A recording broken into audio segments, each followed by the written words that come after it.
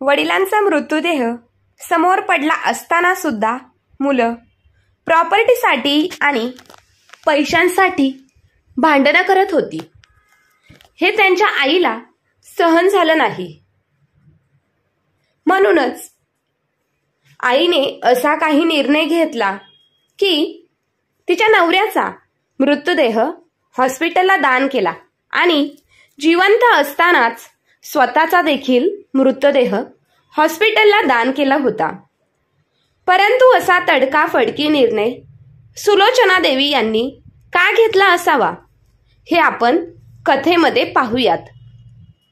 सुलोचना देवी यांना 3 मुलं असून आज त्या तिघांनी देखील कहर केला होता.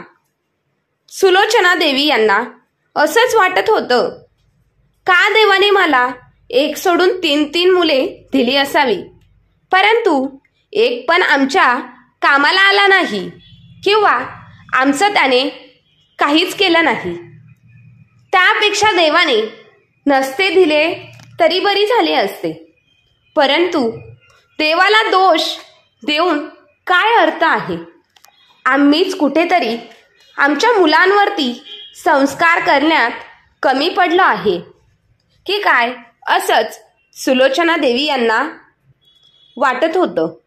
आणि सुलोचना देवी यांनी त्यांच्या मुलांच्या विरोधात जाऊन स्वतःच्या भावाला जवळ बोलावून स्वतःच्या हाताने आपल्या मुलांसाठी एक पत्र लिहिलं आणि ते पत्र लिहून भावाला रूमच्या बाहेर पाठवून त्यांनी स्वतः देखील देहांत प्रायचित्त दिलं.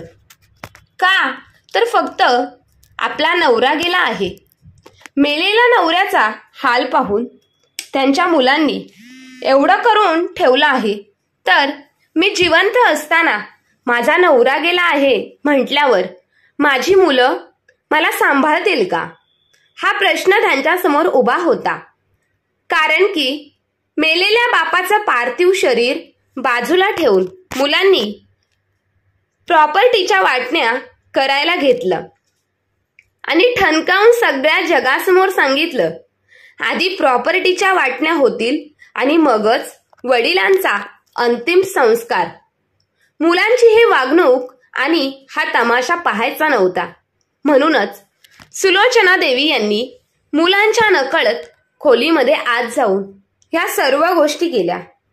परंतु त्यांच्या स्वतःच्या भावाला देखील समजलं नाही की बहिणीने तिची आत्महत्या कधी केली आणि ती चिठ्ठी लिहून ठेवून जिवंत असणाऱ्या मुलांसाठी, जे मुलं प्रॉपर्टीसाठी लोभी लालसी झाली होती, त्यांना त्यांनी मेल्यानंतर देखील धडा शिकवला.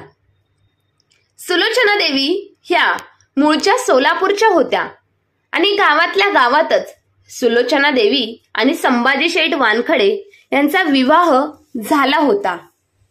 माहेर आणि सासर एकाच गावचं असल्यामुळे सुलोचना देवी यांना संसारामध्ये किंवा जीवन जगत असताना थोडीफार अडचण जरी आली तरी सुलोचना देवी यांचा भाऊ लगेच त्यांच्या अडचणीत उभा राहायचा आणि आपल्या बहिणीला मदत करायचा.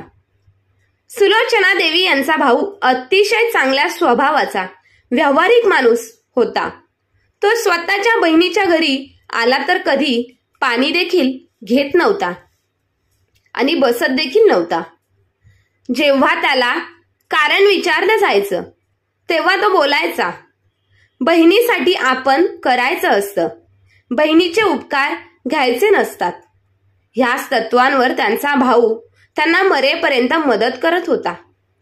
संभाजी शेठ वानखडे तसे शेतकरी कुटुंबातच जन्माला आले होते. परंतु घराचं 18-20 दारिद्र्य त्यांना हटवायचं होतं. कारण संभाजी शेठ वानखडे त्यांच्या आईवडिलांना सांगायचे, मी गरिबीत जन्माला आलो आहे, ही माझी चूक नाही, परंतु मी जर गरिबीतच मेलो तर ती माझी सगळ्यात मोठी चूक होईल.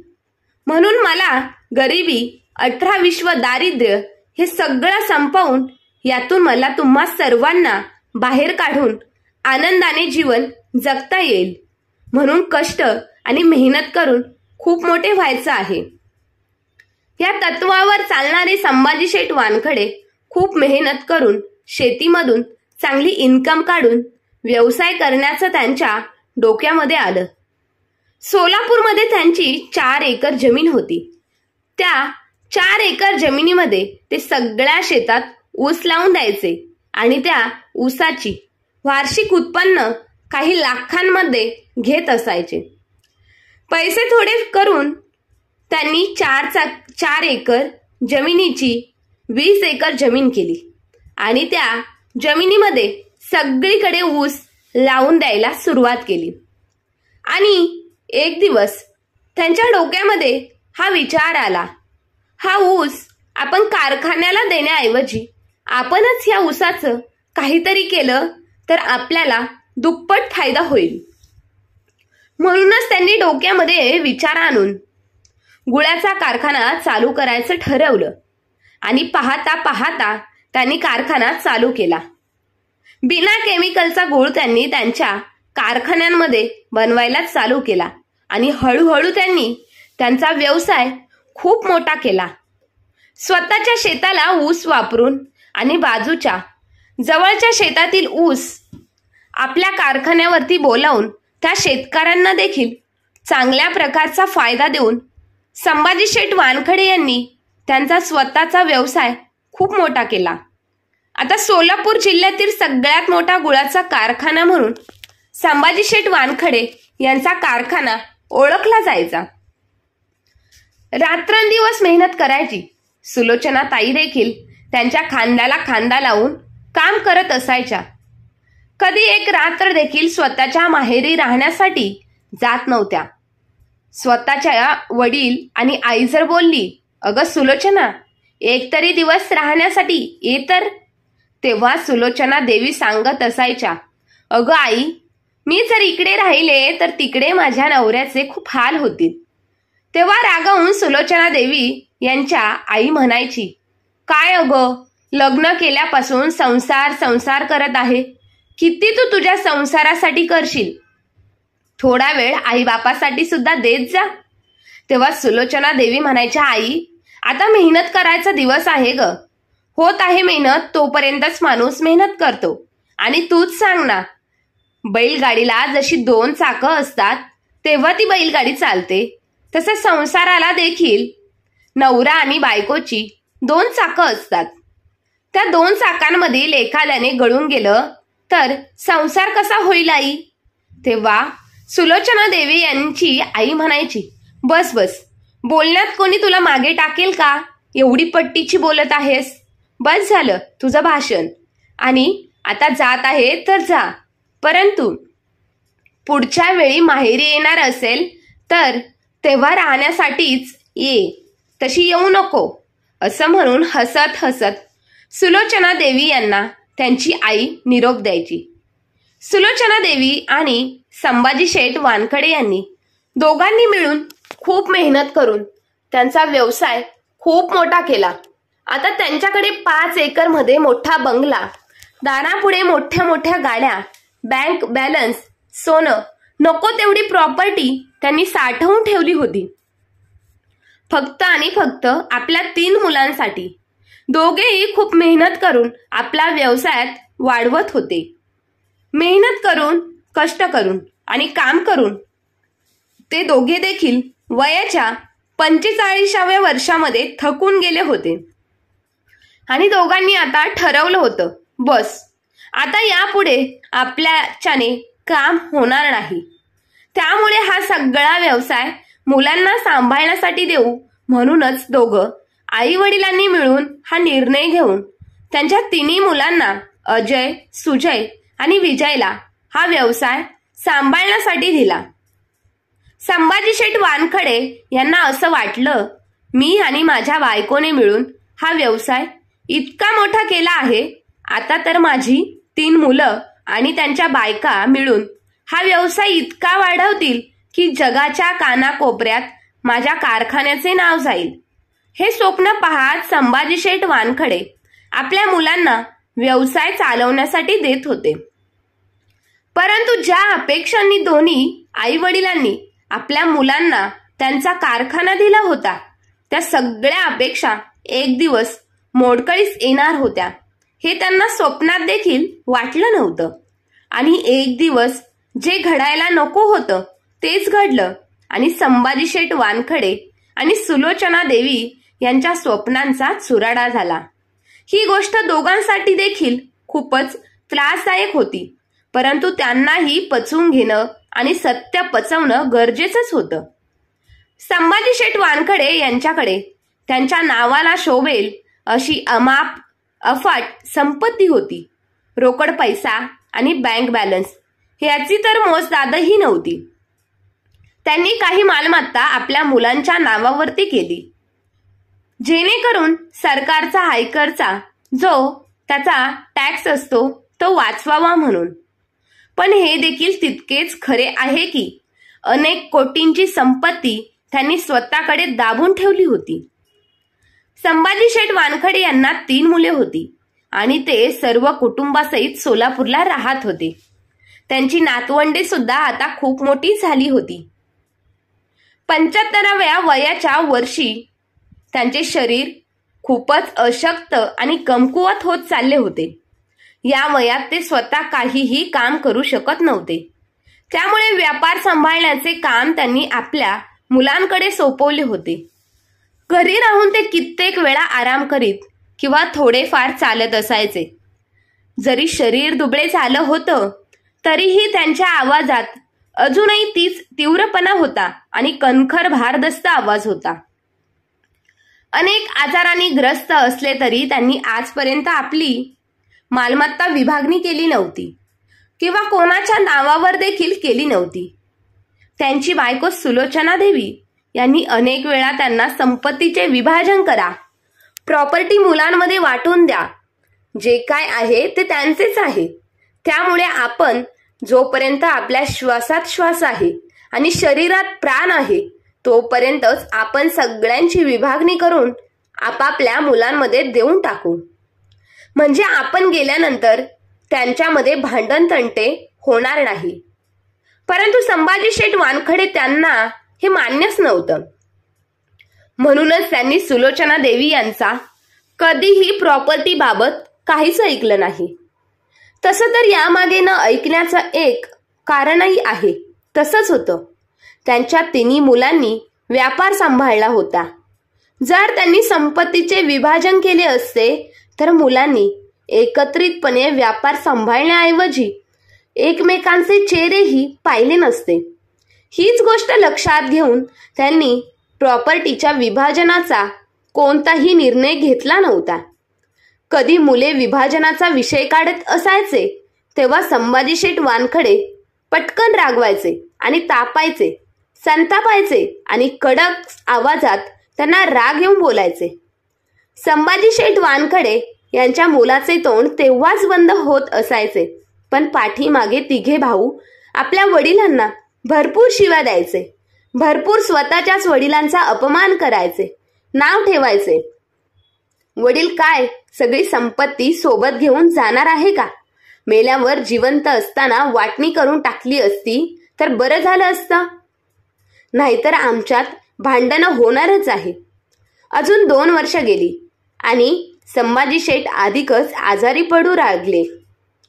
एक दिवस असाही आला की त्यांनी कायमचंच अंथरुणच धरलं. 6 महिन्यातच कितीतरी वेळा त्यांना रुग्णालयात दाखल करावं लागलं आणि कितीतरी वेळा परत आणावं लागलं होतं. हे सांगताही येणार नाही. शेवटी विविध आजारांच्या माऱ्यांनी त्यांचा मृत्यू झाला. सुलोचना देवींच्या डोक्यावर दुःखाचा डोंगर कोसळला होता. संभाजी शेठ वानखडे यांच्या मृत्यूनंतर त्यांच्या सर्व मुलांनी आणि सुनांनी एकत्र येऊन संपत्ती वाटण्याचा विचार सुरू केला गेला. गेल्या 6 महिन्यांपासून ते या दिवसाची वाटच पाहत होते. कधी एकदा वडिलांचा अंत्य होईल आणि संपत्तीच्या वाटपाबाबत चर्चा करता येईल. रात्री 8 वाजता संभाजी शेठ वानखडे यांनी शेवटचा श्वास घेतला. तेव्हा त्यांची पत्नी सुलोचना देवी त्यांच्या सोबत होती. त्या रात्रीचं त्यांचं पार्थिव घरी आणलं गेलं आणि सर्व नातेवाईकांना दुःखद बातमी कळविण्यात आली. हे दुसऱ्या दिवशी सकाळी 10 वाजता अंतिम संस्कार करण्यात येईल. संभाजी शेठ वानखडे यांचे 2 मुलं अजय आणि विजय त्यावेळी घरीच होते, पण तिसरा मुलगा सुजय हा दुसऱ्या शहरात गेला होता. वडिलांच्या मृत्यूची बातमी मिळताच सुजय म्हणाला की अंतिम संस्कार तू आल्यानंतरच व्हायला हवा. त्याने दुसऱ्या दिवशी सकाळी लवकरच फ्लाईट पकडली आणि 10 वाजायच्या सुमारास घरी पोहोचला. वडिलांच्या मृत्यूमुळे खोट्या अश्रूंनी भिजलेले अजय आणि विजय सुजयला म्हणाले, वडिलांच्या शेवटचं दर्शन घेऊन ठेव, नंतर ही संधी तुला परत मिळणार नाही. असं म्हणताना ते मोठ्या मोठ्याने रडू लागले. तेव्हा तुझे वडिलांचा मृत शरीराकडे पाहत म्हणाला, भाऊ दर्शन तर झाले आहे, पण आता प्रॉपर्टीच्या कागदपत्रांकडेही पाहू. त्यावर विजय म्हणाला, अरे सुजय, आधी वडिलांचा अंत्यसंस्कार करून त्यांना अग्निडाग देऊ, त्यानंतरच निवांतपणे बसून प्रॉपर्टीच्या वाटण्या करू. आम्ही कुठे पळून जाणार आहोत का? सर्वजण सामंजस्याने प्रॉपर्टीच्या वाटण्या करू. अजयने ह्या गोष्टीला दुजोरा दिला, पण सुजय तयार नव्हता. तो म्हणाला, अरे दादा, एवढी घाई कशाला? अंतिम संस्कार थोड्या वेळाने केले तरी चालतील. मेलेला माणूस काय कुठे पळून जाणार नाहीये. आधी मला सांग, माझ्या वाट्याला किती संपत्ती येणार आहे? सुजय, यात विचारण्यासारखं काय आहे? आम्ही 3 भाऊ आहोत, तर मालमत्तेचे 3 समान भाग होणारच आहे. असं म्हणताच सुजय रागाने संतापला. त्याचा राग 7व्या आसमानाला पोचला. तो रागाने म्हणाला, व्यापार सांभाळायचं सगळं काम मी करतो. नेहमी टूरवर मी जातो, कधी एका शहरात तर कधी दुसऱ्या शहरात. आणि तुम्ही दोघं काय करता? खुर्चीवर बसून आरामात राहता आणि फक्त पुस्तकं काळी करता. सुजयचं हे बोलणं ऐकून विजय रागवला. तो म्हणाला, बिलकुल नाही. मी वेगवेगळ्या करारांची बारकाईने पाहणी करतो. इन्कम टॅक्स, GST आणि बाकीच्या ड्युटी कशी वाचवायची हे मला माहीत आहे. मी हे सगळं पाहिलं नाही तर सगळी कमाई त्यातच संपेल. माझं काम सर्वात कठीण आहे. त्या हिशोबाने मला जास्त हिस्सा मिळायलाच हवा आहे. हे ऐकताच अजय देखील मध्येच म्हणाला, असं आहे का? जर मी कारखान्याचं काम सांभाळलं नसतं तर तुम्ही दोघं व्यापारातून इतकी संपत्ती कमवू शकला असता का? त्या हिशोबाने मला सर्वात जास्त मोठा हिस्सा मलाच मिळायला हवा. आता तिघांनी ठरवलं की आधी मालमत्तेचा वाटप होईल, मगच वडिलांचे अंतिम संस्कार केले जातील. मालती देवी पतीच्या मृतदेहाजवळ बसून खूप दुःखी होत्या. त्यांची ही अवस्था पाहून मालती देवी यांचे मोठे भाऊ शहालाल म्हणाले, अरे नालायकांनो, आधी तुमच्या वडिलांचा अंतिम संस्कार करा. धन तरी करा, त्यांना फक्त संपत्तीच्या वाटपाची चिंता आहे. पण तुमच्या वडिलांच्या अमर देहाच्या अंतिम संस्काराबद्दल कोणालाही काही वाटत नाही का? हा वाद काही संपत नाही असे दिसते. पण तुमच्या ह्या भांडणामुळे तुमच्या आईवर काय बेत असेल, तिचं तरी दुःख तुम्ही सहन करा. हा कोणी विचार केला आहे का तिच्या दुःखाचा? कोणी तिची इच्छा जाणून घेण्याचा प्रयत्न तरी केला आहे का? ती काय म्हणते? त्यावर विजय म्हणाला, अरे मामा, याबद्दल आईला काय विचारायचं? तिला काय म्हणायचे आपण जसं सांगू तसंच ती मान्य करेल. आणि अंत्यसंस्कार आज नाही तर उद्या होतीलच. आधी आपण एका निर्णयावरती बसून, पण बेटा, आधी जे काम महत्वाचं आहे तेच केलं पाहिजे. वडिलांचे विधीपूर्वक अंतिम संस्कार करणे हे मुलांचं कर्तव्य आहे. आधी आपलं कर्तव्य पूर्ण करा, मग वडिलांच्या प्रॉपर्टीसाठी लढा, तुमच्या हक्कासाठी लढा, असं आई म्हणाली. हे ऐकून सुजय जोरात म्हणाला, सगळ्यांनी कान उघडे ठेवून ऐकून घ्या. प्रॉपर्टीची वाटणी तर आत्ताच होईल. एकदा अंत्यसंस्कार झाले की कोणाच्या मनात काय येईल सांगता येणार नाही. मला माझ्या मर्जीने संपत्तीची वाटणी हवी आहे आणि ते वाटप मीच करणार आहे. सुजय हे बोलणं आणि वागणं ऐकून घरात गोंधळच उडाला होता. सुलोचना देवी उठून आपल्या खोलीत गेल्या आणि आपल्या भावाला आतमध्ये बोलवून काहीतरी बोलू लागल्या. इकडे प्रकरण एवढं वाढलं की तीनही भाऊ एकमेकांशी भांडायला आणि मारामारी करायला तयार झाले होते. तिघांनी देखील आपापल्या वकिलांना बोलावलं आणि स्वर्गीय संभाजी शेठ वानखडे यांचे घर चांगल्याच कुस्तीच्या आखाड्यासारखं भरलं झालं होतं. या गडबडीत कोणालाच कळालंच काही नाही की त्यांची आई कुठे आहे, कशा परिस्थितीत आहे आणि ती काय विचार करत असेल.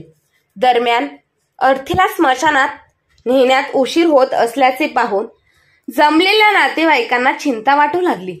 पण मुलं आणि सुना मात्र एकमेकांच्या भांडणामध्ये अडकून होत्या. वाटपाचा काही तोडगा निघत नव्हता. संध्याकाळ झाली आणि तेव्हाच एक गाडी त्यांच्या घराबाहेर थांबली. काही लोक संभाजी शेठ वानखडे यांच्या मृतदेहाला उचलून घेऊन जाताना दिसले. हे पाहून सगळे आश्चर्यचकित झाले. अहो, तुम्ही कोण आहात आणि वडिलांच्या मृतदेहाला कुठे घेऊन चालला आहात? सुजयने विचारलं. त्यावर त्यांचा मामा त्यांच्या आईच्या खोलीतून बाहेर आला आणि म्हणाले, खबरदार, कोणी यांना थांबवायचं नाही. हे सरकारी रुग्णालयाचे कर्मचारी आहेत. त्यांना तुमच्या आईनेच बोलवलेलं आहे. हे ऐकून तिघेही भाऊ आपल्या आईकडे आश्चर्याने पाहू लागले. मामा म्हणाले, यात काय एवढं आश्चर्य वाटण्यासारखं आहे का? तुम्ही तुमचं कर्तव्य ओळखलं नाही म्हणून तुमच्या आईने तुमच्या वडिलांचा मृतदेह रुग्णालयाला दान करण्याचा निर्णय घेतला आहे. कारण ती नाही बघू इच्छित की तुमच्यासारख्या नालायक मुलांच्या हातून हा अंत्यसंस्कार होईल. आणि इतकंच नाही, तुम्ही धन दौलत पैशासाठी तुमची सगळी लाज लज्जा शरम धरम विकून टाकली आहे. त्या दौलतीबाबतचा निर्णयही तुमच्या आईनेच घेतला आहे, असं मामा जेव्हा म्हणाले, हे ऐकून तिघी मुलांच्या पायाखालची जमीन सरकली. सुनांना तर खूप मोठा धक्का बसला. ते सगळे आपल्या बायकोसह धावत आपल्या आईच्या खोलीमध्ये पोहोचले. आई, आमच्याशी न बोलता तुम्ही पिताजींच्या मृतदेहाला रुग्णालयाला दान करण्याचा निर्णय कसा काय घेतला? विजयने रागाने म्हणालं. त्यावर सुजय देखील संतापून म्हणाला, आणि संपत्तीबाबत निर्णय घेतलात, आम्हाला सांगता तुम्हाला नेमकं काय करायचं आहे? मुलं बोलत राहिली, पण त्यांची आई पापणीही न हलवता फक्त छताकडे बघत राहिली. तेव्हा अजय काहीतरी संशय आला होता. त्याला त्यांनी आईकडे बारकाईने पाहिलं आणि तिच्या जवळ गेला. तिला हलवून बघितल्यावर तिची मान एका बाजूला झुकली होती. सुलोचना देवी देखील ह्या जगाचा कायमचा निरोप घेऊन गेल्या होत्या. हे पाहून तिने भाऊ आणि त्यांच्या बायका आश्चर्याने निशब्द झाले होते. त्याच वेळी अजयची नजर आईजवळ ठेवलेल्या एका कागदावर गेली. त्या कागदावर सुलोचना देवी यांनी स्वतःच्या हाताने काहीतरी लिहिलं होतं. अजयने ते पत्र वाचायला सुरुवात केली. ज्या मुलांसाठी एका वडिलांनी आपलं संपूर्ण आयुष्य कष्ट करून, निस्वार्थपणे काम करून, रात्रंदिवस मेहनत करून, धन दौलत पैसा प्रॉपर्टी, सोनं नाणं घर सगळं काही कमावून ठेवलं आणि एवढा मोठा बिझनेस करून ठेवला. आज त्याच वडिलांचं प्रेत घराच्या अंगणात अंतिम संस्कार करण्यासाठी वाट पाहत आहे. यापेक्षा मोठी लाजिरवाणी आणि लज्जास्पद गोष्ट तुमच्यासाठी दुसरी काय असू शकते? तुमच्यासारख्या मुलांना लाडाने वाढवत असताना मी आणि तुमच्या वडिलांनी कधीही विचार केला नव्हता की तुम्ही आमचे हे हाल कराल. अरे, जिवंतपणी तुम्ही तर आम्हाला सांभाळलं नाही. नीट नेटक्या प्रेमाने कधी तुम्ही बोलले नाहीत. फक्त तुम्ही पैशासाठी लालसी होत आणि शेवटी मेल्यानंतर देखील तुम्ही आमच्या शरीराचा इतकं हाल करून ठेवलं फक्त अंतिम संस्कार करण्यासाठी. अशी नालायक मुलांच्या पोटावर जन्माला आली आहे. तुम्ही हे चांगलं नाही केलं. तुम्ही तुमच्या वडिलांचा अंतिम संस्कार केला नाही. मी सुलोचना देवी आज तुमच्यापासून तुमच्या आईवडिलांच्या अंतिम संस्काराचा हक्क हिरावून घेत आहे. तुमच्यासारख्या लालची, लोभी आणि नालायक मुलांच्या हातून अंतिम संस्कार होण्यापेक्षा हे शरीर एखाद्या उपयोगी व्यक्तीच्या कामाला आलं तर ते जास्त उपयोगी आणि चांगलं होईल. मृत्यूनंतरही मी कोणाला तरी जीवन वाचवू शकले तर ते योग्य ठरेल. आणि ज्या संपत्तीसाठी तुम्ही तुमच्या वडिलांच्या मृतदेहासमोर एवढा गोंधळ घातला, भांडण केली, ती संपत्ती माझा हक्क होता. माझा ह्या अधिकाराचा उपयोग करत मी ती सर्व संपत्ती याच शहरातील मातोश्री वृद्धाश्रम आणि मातृपितृ अनाथ आश्रम यांना दान दिली आहे. आज सगळा पैसा माझ्या आणि तुमच्या वडिलांच्या संयुक्त बँक खात्यातून ट्रान्सफर झाला असून तो दान करण्यात आला आहे. हे पत्र वाचून तिन्ही मुलं आणि सुना देखील खूप आश्चर्यचकित होऊन बसल्या. सगळे जमिनीवर बसून डोक्याला हात लावून रडू लागले. काही वेळाने रुग्णालयातून दुसरी ॲम्ब्युलन्स आली आणि सुलोचना देवी यांचे मृत शरीर ही रुग्णालयाकडे घेऊन गेले. आता सुलोचना देवी आणि त्यांचे पती संभाजी शेठ वानखडे हे देवाघरी गेले तर होते, परंतु त्यांनी त्यांचे मृत शरीर रुग्णालयाला दान करून इतर गरजू लोकांच्या रूपाने ते जिवंत राहणार होते. तर मित्र आणि मैत्रिणींनो, अजय, विजय आणि सुजय ह्या तिघांनी देखील जो गोंधळ घातला आपल्या मेलेल्या वडिलांच्या मृतदेहासमोर, तो देखील प्रॉपर्टीसाठी, याबद्दल तुमचं काय मत आहे? आणि ह्या तिन्ही मुलांना शिक्षा व्हावी म्हणूनच सुलोचना देवी यांनी त्यांच्या तिन्ही मुलांना जी शिक्षा दिली आणि सर्व प्रॉपर्टी अनाथ आश्रमाला, वृद्ध आश्रमाला दान करून स्वतःचा मृतदेह देखील हॉस्पिटलला दान केला, याबद्दल तुम्हाला काय वाटतं? आणि तुमच्या सोबत देखील असंच काहीतरी घडलं असतं सुलोचना देवी आणि संभाजी शेठ वानखडे यांच्यासारखं, तर तुम्ही काय केलं असतं? हे कमेंट करून नक्की कळवा. आणि कथा आवडली असेल तर आपल्या चॅनलला लाईक, शेअर, सबस्क्राईब नक्की करा. धन्यवाद.